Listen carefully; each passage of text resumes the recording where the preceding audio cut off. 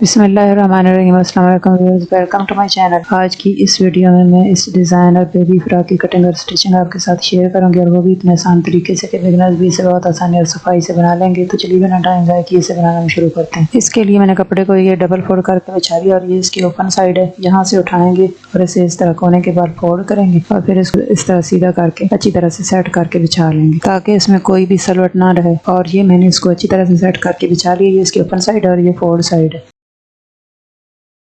अब कटिंग के लिए निशान लगा लेंगे। मेरे पास शोल्डर 9 इंच है तो मैंने इसमें 1 इंच मार्जिन शामिल कर लिया है और फिर उसका हाफ ले लिया है। इस तरह ये 10 इंच हो गया था तो इसका हाफ 5 इंच आया है। तो इस तरह 5 इंच पर मैं शोल्डर का निशान लगा लूंगी। इस तरह ऊपर वाली साइड जहाँ 5 इंच चौड़ाई पूरी हुई है वहाँ पर मैंने स्केल के साथ एक लाइन लगा ली है और अब इसके सामने नीचे वाली साइड भी फोल्ड साइड की तरफ से 5 इंच पर एक निशान लगा लेंगे। अब इन दोनों निशानों के ऊपर इस तरह से इंची टेप को रखेंगे और शोल्डर का निशान लगा लेंगे। शोल्डर भी मैं 5 इंच ही ले रही हूँ। जितना आर्म होल होता है उतना ही शोल्डर लेना होता है। अब इन दोनों निशानों को इस तरह से मिला देंगे। इसके बाद चेस्ट का निशान लगाएंगे। चेस्ट मैंने 8 इंच ली है। चेस्ट का साइज लेने के लिए तैयार चेस्ट का चौथा हिस्सा और इसमें मार्जिन शामिल करना होता है। तैयार चेस्ट का चौथा हिस्सा 7 इंच था तो मैंने इसमें 1 इंच मार्जिन शामिल कर लिया और इस तरह चेस्ट का निशान 8 इंच पर लगाया है। वेस्ट की लेंथ का निशान 11 इंच पर लगाएंगे। इस तरह शोल्डर लाइन के ऊपर इंची टेप को रखेंगे और नीचे वाली साइड 11 इंच पर एक निशान सेंटर में लगाएंगे और दूसरा किनारे पर। वेस्ट की तैयार लंबाई 10.5 इंच थी तो मैंने इसमें हाफ इंच सिलाई का मार्जिन लिया है और इस तरह 11 इंच पर निशान लगाया है। अब इस निशान के ऊपर इस तरह से स्केल रखेंगे और एक सीधी लाइन लगा लेंगे। वैसे तो लेंथ का मार्जिन जो होता है वो 1 इंच लेना होता है लेकिन मैंने क्योंकि ऊपर वाली साइड एक सिलाई लगानी है इसलिए मैंने हाफ इंच मार्जिन लिया है। अब आर्म होल वाले कोने पर इस तरह राउंड शेप देंगे और आर्म होल की शेप बना लेंगे।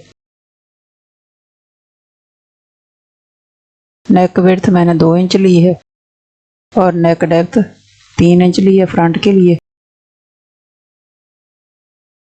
अब इन दोनों निशानों को इस तरह से मिलाकर एक बॉक्स बना लिया स्केल के साथ। अब ऊपर वाली साइड इस तरह इंची टेप को रखेंगे और बैक नेक डेप्थ का निशान लगाएंगे 1.5 इंच पर। अब इसके ऊपर भी स्केल रखेंगे और बैक नेक के लिए एक निशान लगा लेंगे। अब आर्म होल वाली लाइन के ऊपर वाले कोने पर यहाँ हाफ इंच पर लंबाई में निशान लगा लेंगे और फिर इसे नेक लाइन के साथ मिलाते हुए इस तरह एक तिरछी लाइन लगा लेंगे। अब फ्रंट और बैक नेक को इस तरह से राउंड शेप देंगे। तैयार लेंथ 27 इंच है तो इसमें मैंने 3 इंच मार्जिन शामिल किया और इस तरह टोटल लेंथ 30 इंच ली है। अब ऊपर वाली साइड शोल्डर लाइन के ऊपर इस तरह इंची टेप को रखेंगे और नीचे लंबाई का निशान 30 इंच पर लगाएंगे। अब ऊपर वाली साइड से इंची टेप को कोने पर ही रखेंगे और नीचे वाली साइड इस तरह से घुमाते जाएंगे और 30 इंच पर निशान लगाते जाएंगे और इस तरह घुमाते हुए किनारे तक निशान लगा लेंगे। अब इंची टेप को शोल्डर लाइन के कोने पर रखेंगे और नीचे वाली साइड से इस तरह से घुमाएंगे और 11 इंच पर निशान लगाते हुए हल्की सी राउंड शेप देंगे और इस तरह वेस्ट का निशान लगा लेंगे। और अब इन निशानों को मिलाते हुए इनके ऊपर भी एक लाइन लगा लेंगे।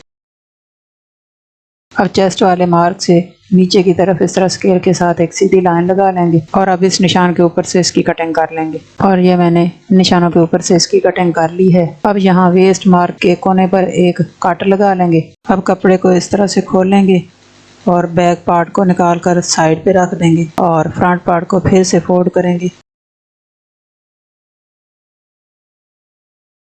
और फ्रंट नेक की कटिंग कर लेंगे।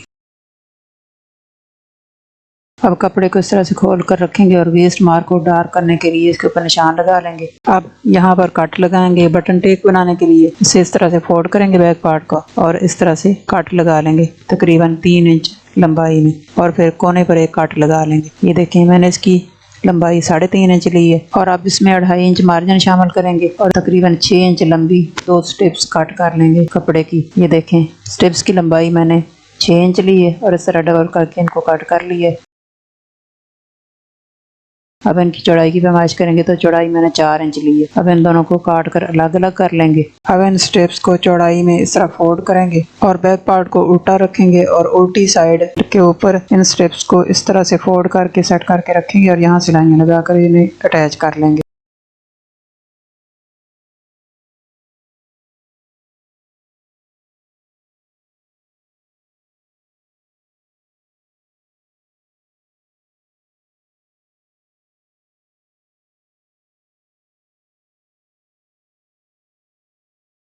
और इस तरह मैंने दोनों स्टेप्स के ऊपर सिलाइयाँ लगाकर इनको अटैच कर लिया। अब सीधी साइड इनको इस तरह से पलट लेंगे और फिर सिलाई को इस तरह से अंदर की तरफ करते हुए एक साइड की स्टेप को डबल फोल्ड करेंगे। ये देखें, किनारे से हाफ इंच फोल्ड करेंगे और फिर दोबारा फोल्ड करेंगे और यहाँ किनारे पर सिलाई लगाएंगे। ये सिलाई हमने नीचे वाली साइड काट तक लगानी है और यहाँ आकर सिलाई को इस तरह से मोड़ेंगे और यहाँ पक्का करके इसे निकाल देंगे और नीचे वाली साइड से फालतू कपड़ा काट देंगे। अब दूसरी साइड की स्टेप को भी इसी तरह सिलाई को अंदर की तरफ मोड़कर ऊपर से फोल्ड करेंगे। इधर वाली स्टेप को इस तरह डबल फोल्ड किया था और इसको इसी तरह सिंगल फोल्ड करेंगे और सिंगल फोल्ड करके किनारे पर सिलाई लगाएंगे।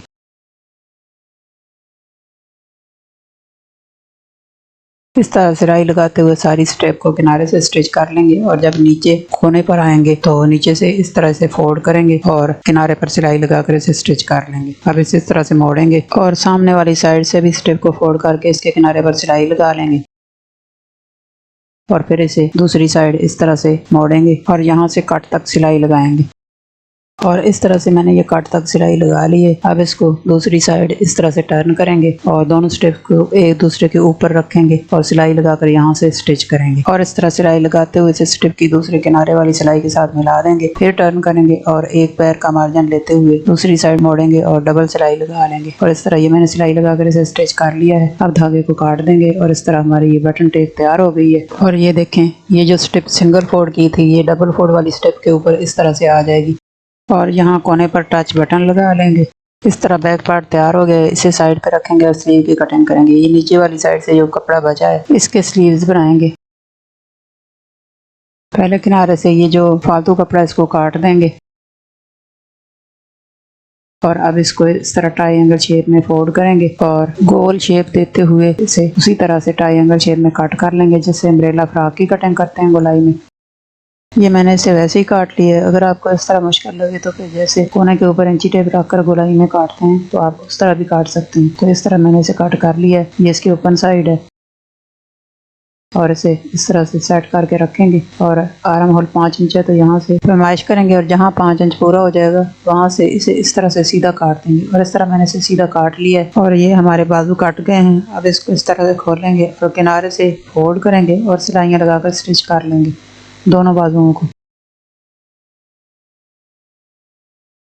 और इस तरह फोल्ड करके मैंने दोनों बाजुओं की सिलाइयाँ लगा ली हैं और दोनों को तैयार कर लिया किनारों से फोल्ड करके सिलाइयाँ लगाकर। अब इनको साइड पे रखेंगे।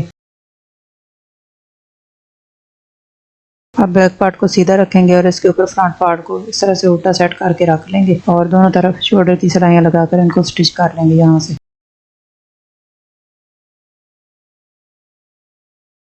और ये मैंने शोल्डर की सिलाइयाँ लगाकर फ्रंट और बैक पार्ट को अटैच कर लिया है।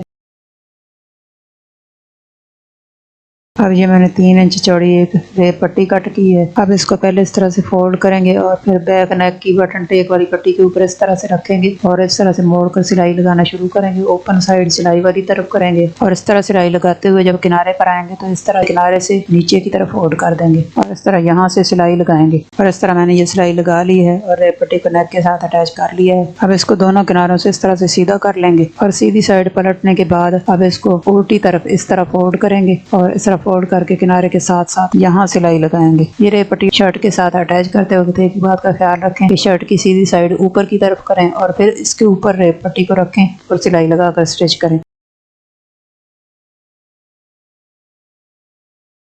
और इस तरह ये रेप पट्टी नेक के साथ अटैच करके मैंने नेक को भी तैयार कर लिया है।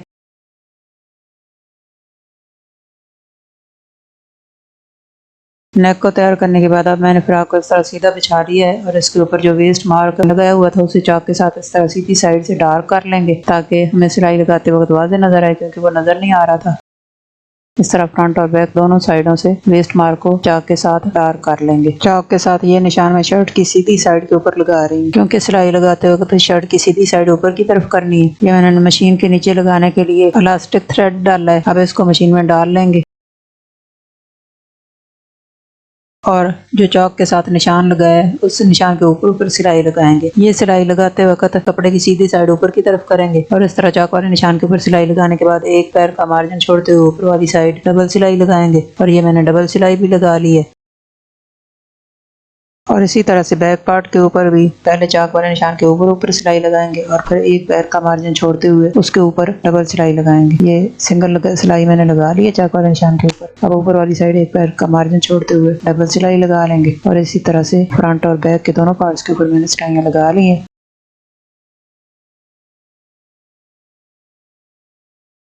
और ये देखें ऊपर वाली साइड मैंने रील वाला सूती धागा इस्तेमाल किया और नीचे वाली साइड इलास्टिक थ्रेड लगाया है और इस तरह इसको तैयार कर लिया है। अब ऊपर वाली साइड यहाँ टच बटन लगा लेंगे। अब शर्ट को इस तरह से सीधा करके रखेंगे और स्लीव अटैच करेंगे। स्लीव को इसके ऊपर इस तरह से उल्टा रखेंगे और सिलाइयां लगाकर दोनों स्लीव अटैच कर लेंगे। और ये मैंने दोनों स्लीव अटैच कर ली है। बटन टेक के ऊपर टच बटन लगा दिया है।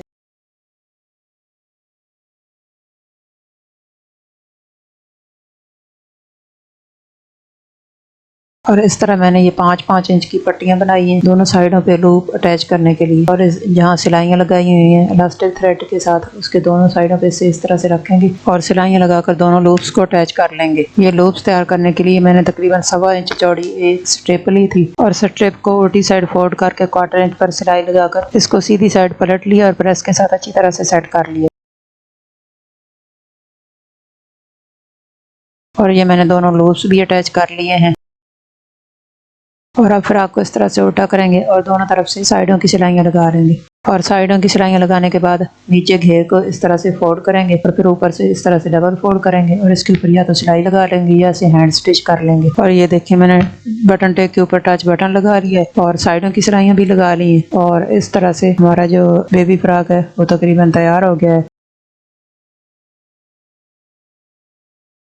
और ये देखें घेर की मैंने फोल्ड करके तुरपाई कर दी है। अगर आप चाहें तो फोल्ड करके मशीन के ऊपर भी सिलाई लगा सकते हैं, लेकिन इस तरह हैंड स्टिच करने से अच्छी फिनिशिंग आती है, इसलिए मैंने इसे हैंड स्टिच किया है। साइडों पे ये लूप स्टिच कर दिए हैं और इस तरह से ये बेबी फ्रॉक बनकर तैयार हो गया। अब इसे साइड पे रखेंगे और लूप्स में डालने के लिए स्टिप तैयार करेंगे। तो इसके लिए मैंने ये एक पट्टी ली है कपड़े की 7 की।